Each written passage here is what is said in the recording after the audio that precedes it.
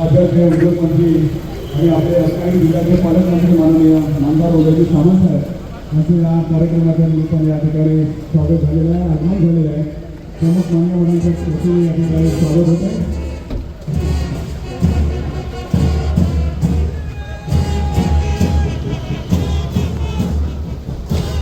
माननीय नामदार उदयजी सामंत साहेब, महाराष्ट्र राज्याचे उद्योगमंत्री, रत्नागिरी आणि रायगड जिल्ह्याचे पालकमंत्री महोदय, ज्यांच्या संकल्पनेतून हा 75 कोटी ध्वजारोहणाचा ध्वजस्तंभाचा लोकार्पण सोहळा या ठिकाणी संपन्न होत आहे.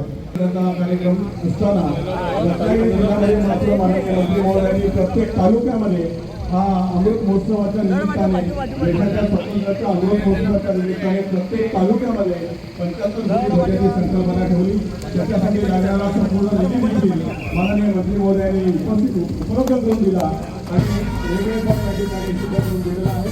त्यांच्या संकल्पनेतून हा ध्वजारोहणाचा कार्यक्रम या ठिकाणी संपन्न होतो आहे.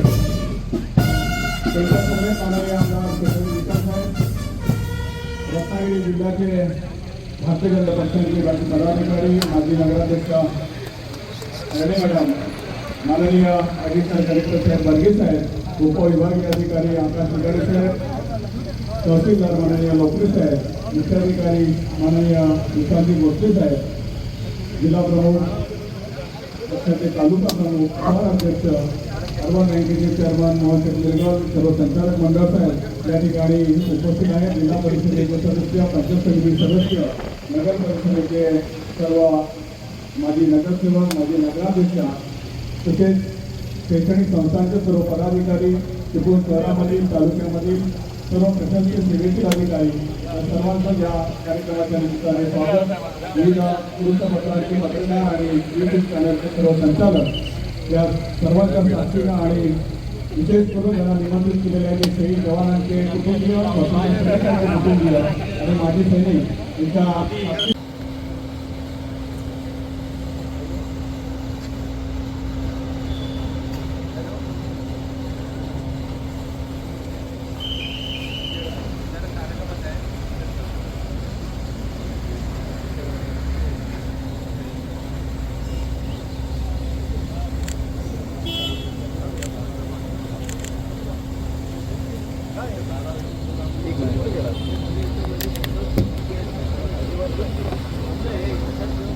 एक मिनिट मित्रा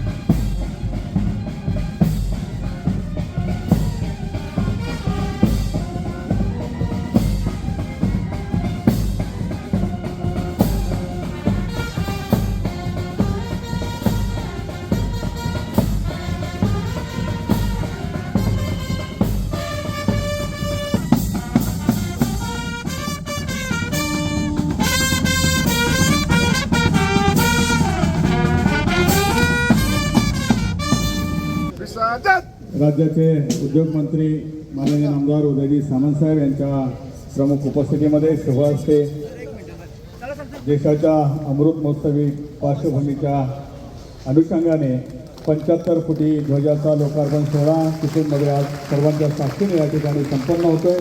या कार्यक्रमासाठी उपविभागीय अधिकारी लिगाडे साहेब, तहसीलदार अध्यक्ष या सर्वांच्या साक्षीने आणि समोर उपस्थित असलेले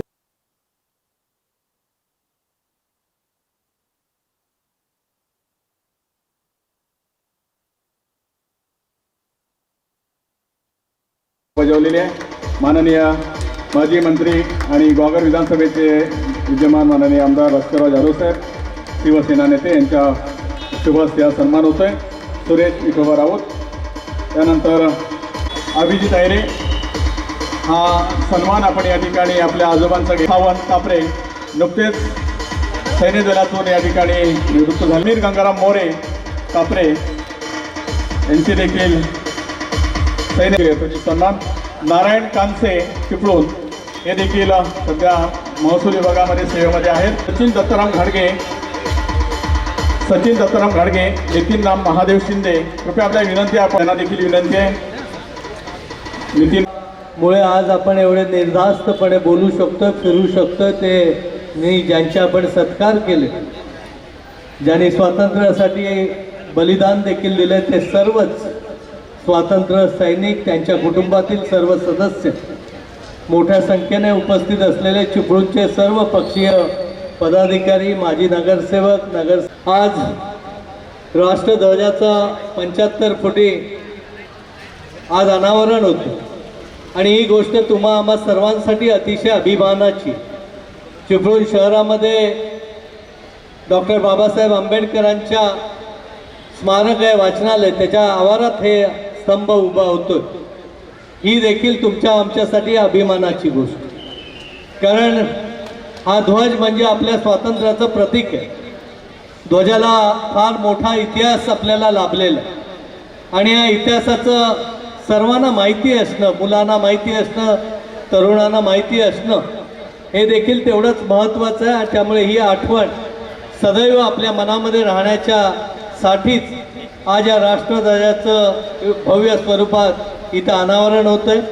मी आजच्या दिवशी आपल्या सगळ्यांना मनापासून शुभेच्छा देतो आणि शुभेच्छा देत असताना या ध्वजाचं पावित्र्य जपणं हे देखील सर्वसामान्य या देशाचे नागरिक म्हणून तुमची आमची सर्वांची जबाबदारी आणि ते पाळण्याचं काम आपण नेहमीच दर दिवशीच करत राहिलं पाहिजे, कारण देश अबाधित राहिला तरच आपण सगळेजण असणार आहोत।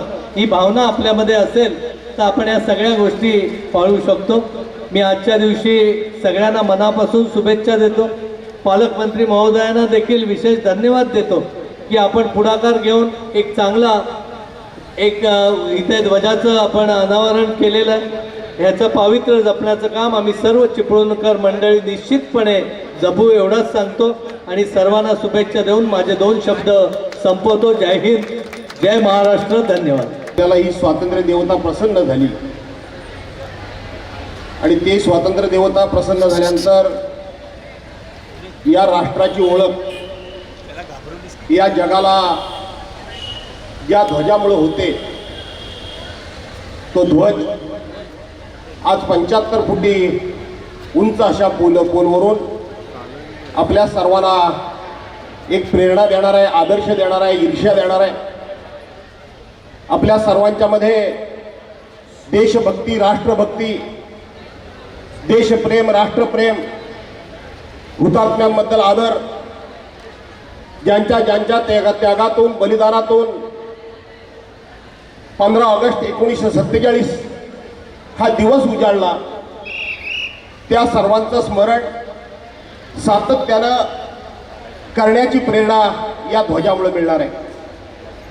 आणि या ध्वजाचं अनावरण ज्यांच्या हस्ते झालं ते जिल्ह्याचे पालकमंत्री आणि राज्याचे उद्योगमंत्री सन्मान्य उदयजी सामंत, आमदार शेखरजी निकम, व्यासपीठावर उपस्थित असलेले आमचे माजी सैनिक, अधिकारी वर्ग आणि मोठ्या संख्येनं उपस्थित असलेल्या बांधवांनो, भगिनीनो आणि सहकारी मित्रांनो, आज देशामध्ये हा ध्वज आपण दिमागामध्ये अडकवू शकतोय. हा ध्वज आपण गाडीवर लावू शकतो, आपल्या घरावर लावू शकतो, आपल्या खिशाला सुद्धा त्याचं प्रतीक म्हणून आपण लावू शकतो. परंतु हा ध्वज फडकवण्याचा सन्मान मिळावा, ही संधी मिळावी, हा अधिकार मिळावा, याकरता अनेकांनी आपल्या प्राणांची आहुती दिलेली आहे. ही स्वातंत्र्य देवता प्रसन्न व्हावी म्हणून अनेकांनी आपल्या संसाराची, आपल्या स्वप्नांची या ठिकाणी राख रांगोळी करून घेतलेली आहे.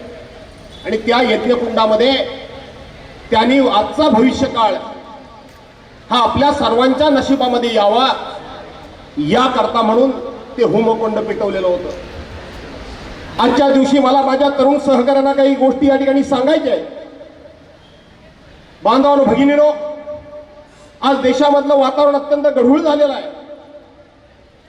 आज कुणीतरी उठायचं, स्वातंत्र्यवीर सावरकरांच्यावर टीका टिप्पणी करायची, कुणीतरी उठायचं लोकमान्य टिळकांवर टीका टिप्पणी करायची, कुणीतरी उठायचं महात्मा गांधींवर टीका टिप्पणी करायची, कुणीतरी उठायचं पंडित जवाहरलाल नेहरूंच्यावर टीका टिप्पणी करायची, कुणीतरी उठायचं आणि सरदार वल्लभभाई पटेलांच्यावर टीका टिप्पणी करायची. आज या स्वातंत्र्याचं मोल माझ्या तरुण सहकाऱ्यांना समजलं पाहिजे आणि ती समजावून सांगण्याची जबाबदारी आमच्यासारख्यांची आहे. आपल्याला आठवत नसेल, ज्या भगतसिंगांनी, ज्या गुरुदेवांनी, ज्या सुखदेवांनी एका वेळेला 3-3 लोक या देशावर या देशाच्या स्वातंत्र्याकरता फासावर गेले. 3-3 लोक, सावरकरांसारखे 3-3 बंधू हे काळ्या पाण्याच्या शिक्षेवर गेले. चाफेकरांसारखे 3-3 बंधू, सख्खे भाऊ देशाच्या स्वातंत्र्याकरता फासावर लटकले. कधी लटकले? लटकले कधी? ज्या वयामध्ये हसायचं, खेळायचं, बागडायचं, मौज मजा करायची, बहिणीनं आपल्या भावाच्या हातामध्ये राखी बांधायची, प्रेयसीनं, पत्नीनं आपल्या उद्याचा होणारा भावी पती म्हणून ज्याच्या गळ्यामध्ये त्या ठिकाणी हार घालायचा आणि त्यानं तिच्या गळ्यामध्ये मंगळसूत्र बांधायचं आणि भावी स्वप्न पाहायचं, त्या वयामध्ये हे सगळे फासावर लटकले. आज कोणाला माहित नाही, शांती कोणाला माहित नाही, सुनीती कोणाला माहित नाही. काकोरीच्या कटामध्ये पहिला फासावर मुस्लिम समाजातला लटकलेला अशफाक उल्ला खान सुद्धा कोणाला माहित नाही. अशफाक उल्ला खान सुद्धा कोणाला माहित नाही. हे सगळे फासावर लटकत असताना हे फासावर गेले, ते हसत हसत गेले, नाराज होऊन गेले नाही, रडत होऊन गेले नाही. तर फासावर जाण्यापूर्वी त्यांनी इथे हात लावला या मातीला. ही माती आपल्या कपाळाला लावली, वंदे मातरम म्हणाले आणि स्वतःच्या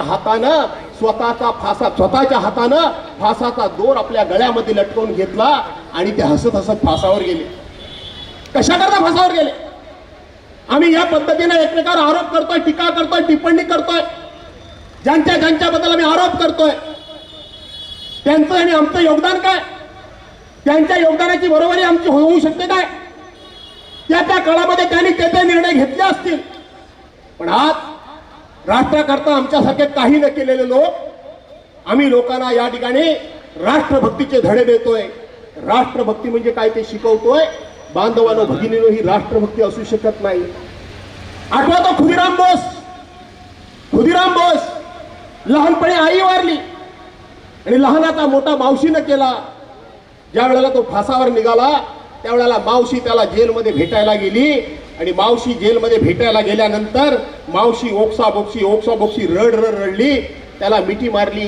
त्यावेळेला खुदिराम बोस म्हणाला, आई म्हणजे ती मावशी होती, पण आई कशाला रडतेस?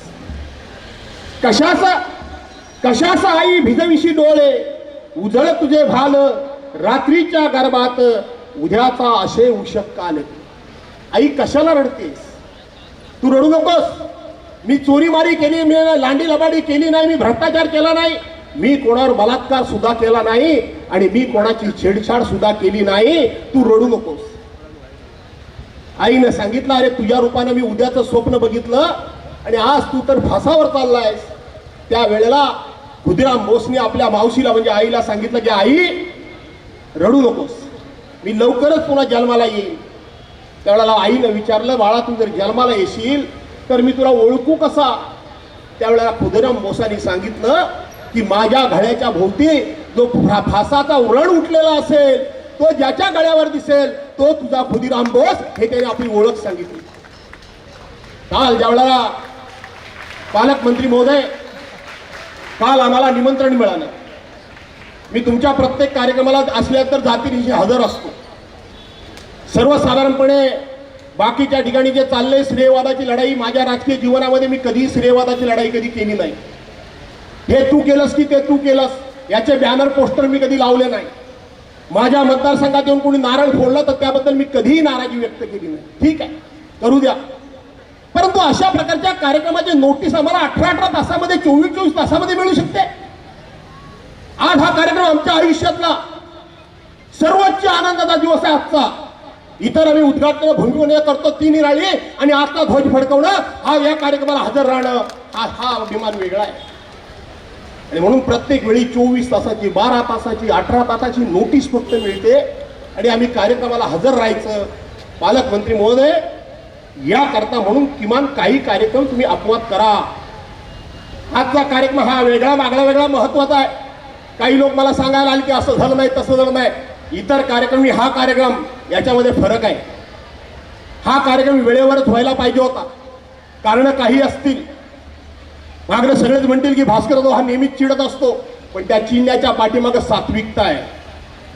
कोणाचाही द्वेष नाहीये, कोणाचाही तिरस्कार नाहीये. आणि म्हणून या कार्यक्रमाच्या माध्यमातून तरुणांच्या मध्ये राष्ट्रभक्ती जागी झाली पाहिजे, राष्ट्राबद्दलचं प्रेम जागा झालं पाहिजे, चैतन्य निर्माण झालं पाहिजे. या तालुक्याचा आमदार असताना मी शाळेमध्ये त्या ठिकाणी ऑर्डर काढली होती की ज्या ज्या वेळेला शाळांना मी भेटायला जाईन त्यावेळेला बाकी मला गाणी बिणी नको, माझ्याकरता फक्त आणि फक्त पाहिजे ती राष्ट्रीय भावगीतं, राष्ट्रीय गीतं हीच असली पाहिजेत आणि त्यातून तरुणांच्या मध्ये चैतन्य निर्माण झालं पाहिजे. हल्ली होतं की नाही मला माहित नाही. हेमंत शिरगावकर इथं कुठं दिसत नाही, सावले मला कुठं दिसत नाही. आम्ही सांस्कृतिक केंद्रामध्ये त्या काळामध्ये फक्त देशभक्तीवर गाण्यांचा कार्यक्रम आम्ही करायचो आणि हजारो ग्रुप मिळायचे. यातून लोकांच्या मनामध्ये राष्ट्राबद्दलचं प्रेम निर्माण झालं पाहिजे. आणि म्हणून बांधवांनो भगिनीनो, या देशाकरता आम्ही काय दिलं याचा विचार केला पाहिजे. या टीका टिप्पणीमध्ये आरोपामध्ये गुंतून पडू नका, अडकून पडू नका. तर देशाला समृद्ध करण्याकरता आम्ही काय योगदान देऊ शकतो आणि हे योगदान सैन्याच्या रूपानं असेल, विकासाच्या रूपानं असेल, अर्थकारणाच्या रूपानं असेल, कुठल्याही रूपानं देशाकरता आम्ही काय देतो याचा आजच्या दिवसानं तुम्ही आम्ही विचार केला पाहिजे. तुम्ही आम्ही विचार करण्याची गरज आहे आणि तो विचार तुम्ही करावा ही माझी आग्रहाची आणि कळकळीची तुम्हाला सर्वांना विनंती आहे. आग्रहाची आणि कळकळीची विनंती आहे. आणि म्हणून पुन्हा एकदा हा झेंडा ऊंचा रहे हमारा, विजयी विश्व तिरंगा प्यारा. आज 75 फुटाचा झेंडा आपण सर्व उभा केला. हा झेंडा जगामधल्या सगळ्या राष्ट्राला या राष्ट्रावर विजय मिळवेल अशा प्रकारचा हा संदेश आहे. अशा प्रकारचा सगळ्या राष्ट्रावर संदेश मिळेल. हा विजयानं कायम फडकत राहील. हा आम्हाला प्रेरणा देईल, हा आम्हाला स्फूर्ती देईल. राष्ट्रभक्ती म्हणजे काय ते जाऊन बघा. इस्रायल आणि परवांच्या दिवशी हमासचं झालेलं युद्ध नजरेसमोर आणा. युक्रेन आणि त्या रशिया यांचं चाललेलं युद्ध बघा. एवढंसं युक्रेन राष्ट्र, एवढंसं त्या ठिकाणी हमास बरोबर मी बोललो ते इस्रायल राष्ट्र, एवढंसं राष्ट्र 24 तासात आम्ही पुतीननी सांगितलं युक्रेनला 24 तासात आम्ही पराभूत करू. पण तिथल्या राष्ट्राचा राष्ट्रप्रमुख या ठिकाणी सैन्याचा ड्रेस घालून उभा राहिला आणि अख्खं राष्ट्र जगण्याकरता नाही तर मरण्याकरता त्याच्या पाठीमागं उभं राहिलं आणि रशियाला गुडघ्यावर त्याने आणण्याचं काम केलं. याला राष्ट्रभक्ती म्हणतात, याला राष्ट्रभक्ती म्हणतात. आणि म्हणून ही प्रेरणा तुम्हाला या सर्वातून मिळावी. नगरपालिकेच्या हद्दीत कार्यक्रम आहे की कोणाच्या हद्दीत आहे मला माहीत नाही. आमच्या अधिकाऱ्यांच्यावर मी चिडायचं कारण पण तेवढंच आहे. ते बिचारे येतात आणि रात्रीची गायवाया करतात, साहेब आताच आम्हाला कार्यक्रम आला. पण मी तुम्हाला खरंच सांगतो, जिल्हाधिकाऱ्यांना मात्र येते अधिवेशनमध्ये मी अधिवेशनमध्ये खेचणार, आता सोडणार नाही मी. कारण शेवटी घटनेनं संविधानानं आम्हाला पण काय अधिकार दिलेले आहेत. त्याच्यामध्ये जो आमचा हक्कभंग हा मोठा प्रस्ताव आहे, तो प्रस्ताव आता मला मांडावा लागेल. तुम्ही काय आम्हाला वेठबिगारी समजता काय? आज दुसरा सांस्कृतिक केंद्र कार्यक्रम आता मी येणार नाही, कारण तिथेही वाद होईल. काय अधिकाऱ्यांची हिंमत होते? माझ्या मतदारसंघाचा कार्यक्रम असून मला साधा आतापर्यंत निमंत्रण नाही. एवढी मुजोरी तुमची कशी वाढते? काय कलेक्टर प्रशासन चालवतात कलेक्टर, का दुसरे काय घरकाम करतात कलेक्टर? तुम्ही जिल्ह्याच्या प्रशासनाचे प्रमुख आहात आणि म्हणून तिथे येऊन पुन्हा मी वाद करू इच्छित नाही. मी आता येत नाही, तर मी या तुमच्या कार्यक्रमाला तिथेही येणार होतो. आज पण या क्षणापर्यंत आम्हाला निमंत्रण नाही. या क्षणापर्यंत हा मानामानाचा प्रश्न नाही, हा राष्ट्रध्वजा या ठिकाणी फडकवण्याचा प्रश्न असल्यामुळे हा मुद्दा मी उपस्थित केला. नाही तर मी कधीही कार्यक्रमाच्या बाहेर कधी बोललेलो नाही. आणि म्हणून आजच्या कार्यक्रमाच्या निमित्तानं तुम्हाला शुभेच्छा देतो. हा कार्यक्रम नगरपालिकेने केलाय का कुणी केलाय? गोष्टीच्या हातात माहीत आहे, नगरपालिकेने केलाय. कुणाची हो साधं भेटण्याचा औदार्य दाखवत नाही का? त्यांना सौजन्य नाही का त्यांच्याकडे? कुठं आली मस्ती ही? आणि म्हणून मला तुम्हाला एक विनंती आहे, जर हे झाड कोणाचं आहे, कोणाच्या खाजगी वसंत बाबू चितळ्यांचं आहे का मला माहित नाही, कदाचित त्यांच्या जागेमध्ये असेल, कंपाऊंड दिसतंय, त्यांना विनंती करून ही जर समोरची वरची जर झाडं जर छाटली तर मला वाटतं या बाजूनं सुद्धा हा आम्हाला ध्वज दिसेल. या बाजूने हा ध्वज दिसत नाही. मी तिथे उभा राहून बघितलं, निरीक्षण केलं, या बाजूने ध्वज दिसत नाहीये. आणि म्हणून त्यांना जर विनंती केली नाही, झाडं जर छाटली, मुळापासून तोडा असं माझं म्हणणं नाही, ही जर झाडं छाटली तर चारी बाजूने हा ध्वज दिसेल. आणि म्हणून आज या ध्वजाला प्रणाम करतो. आजच्या दिवशी तुम्हा सर्वांना शुभेच्छा देतो. हे स्वातंत्र्य चिरायू हो अशा शुभेच्छा देतो आणि त्याच्याकरता तुमचं योगदान लाभो अशी प्रार्थना करून आपल्या सर्वांची रजा घेण्यापूर्वी बोला भारत माता की, बोला भारत माता की, वंदे वंदे. धन्यवाद. वनवासीय विद्यार्थी बंधू आणि भगिनींनो, पालकमंत्री या नात्यानं मला यायला उशीर झाला, त्याबद्दल सर्व माजी सैनिकांची आणि व्यासपीठावरच्या सगळ्याच दिग्गजांची मनापासून दिलगिरी व्यक्त करतो. परंतु हे देखील आपल्या सगळ्यांना माहिती असलं पाहिजे की रत्नागिरी जिल्हा महाराष्ट्रातला पहिला असा जिल्हा आहे की त्या जिल्ह्याच्या प्रत्येक तालुक्याच्या ठिकाणी 75 फुटी राष्ट्रध्वज आपण उभारतोय. आणि हा राष्ट्रध्वज उभारत असताना त्याच्यापासून तरुणांनी प्रेरणा घेतली पाहिजे. कायमस्वरूपी तरुणांमध्ये देशभक्ती जागृत असली पाहिजे. या भावनेतनं नियोजन मंडळाच्या निधीतनं हे पैसे आम्ही वर्ग केलेले आहेत. आजचा हा कार्यक्रम विद्यार्थ्यांसाठी आणि नागरिकांसाठी अतिशय महत्त्वाचा आहे. पण जाधव साहेब, हा कार्यक्रम 5 दिवसापूर्वी ठरलेला आहे आणि 5 दिवसापूर्वी स्पष्ट पद्धतीनं निमंत्रण पत्रिका मी स्वतः बघितलेली आहे. गुहागरचा जरी कामगार विभागाचा कार्यक्रम असेल किंवा चिपळूणचा असेल, पालकमंत्र्याच्या हस्ते त्याचं वितरण करावं हा GR जरी असला तरी त्याच्यामध्ये देखील आमदारांचं नाव आहे की नाही हे जाणीवपूर्वक प्रांताधिकारी 5 दिवसापूर्वी बघितलेलं होतं. आणि 5 दिवसापूर्वी जर कार्यक्रम आला असेल, मी जबाबदारी पालकमंत्री म्हणून मी स्वीकारतो, त्याच्याबद्दल दुमत असण्याचं काही कारण नाही आणि म्हणूनच उशिराबद्दल दिलगिरी व्यक्त केली. पण 5 दिवसापूर्वी जर कार्यक्रम आपल्याकडे आलेला आहे तर 5 दिवसापूर्वीच लोकप्रतिनिधींना आपण सांगणं गरजेचं होतं. भविष्यामध्ये ही सुधारणा अधिकाऱ्यांकडनं झाली पाहिजे, हीच माझी पालकमंत्री म्हणून सूचना आहे. कारण हा एका पक्षाचा कार्यक्रम नाही, हा राष्ट्रध्वजाचा लोकार्पण सोहळा आहे. आणि भविष्यामध्ये आपल्या जिल्ह्याकडनं महाराष्ट्रातले बाकीचे जिल्हे आदर्श घेणार आहेत. या जिल्ह्याच्या प्रत्येक तहसीलदार ऑफिसला असेल किंवा शासकीय जागेवर असेल, तालुक्याच्या ठिकाणी 75 फुटी ध्वज आणि महाराष्ट्रातला सगळ्यात उंच ध्वज जर कुठे असेल 175 फुटाचा, तर माझ्या जिल्हाधिकाऱ्यांच्या पोलीस अधीक्षक कार्यालयामध्ये आम्ही उभा केलेला आहे.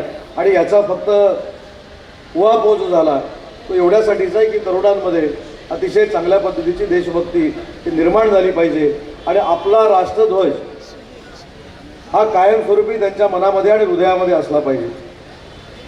मी काल देखील एका कार्यक्रमामध्ये सांगितलं की ज्यांच्या ताब्यामध्ये हा आता ध्वज आहे त्यांनी या ध्वजाचा अवमान होणार नाही याची देखील दक्षता घेतली पाहिजे.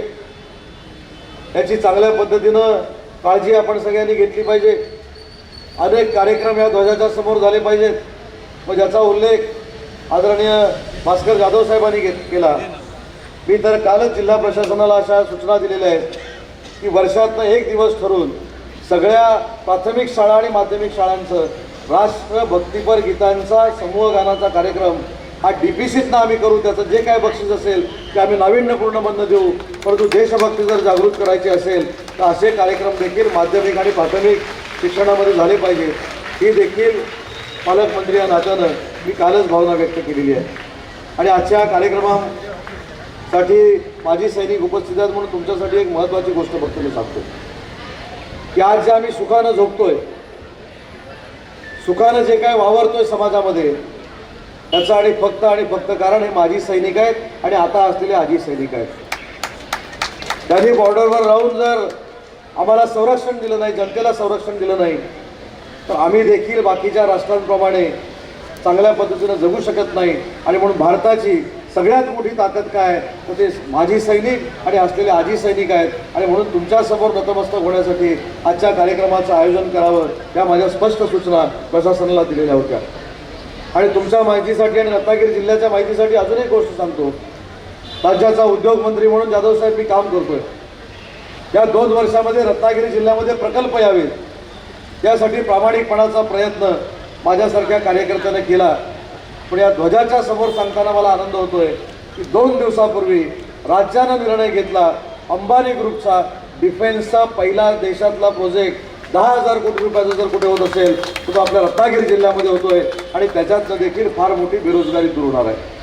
मी डिफेन्सच्या प्रोजेक्टबद्दल का सांगितलं त्याला देखील कारण आहे.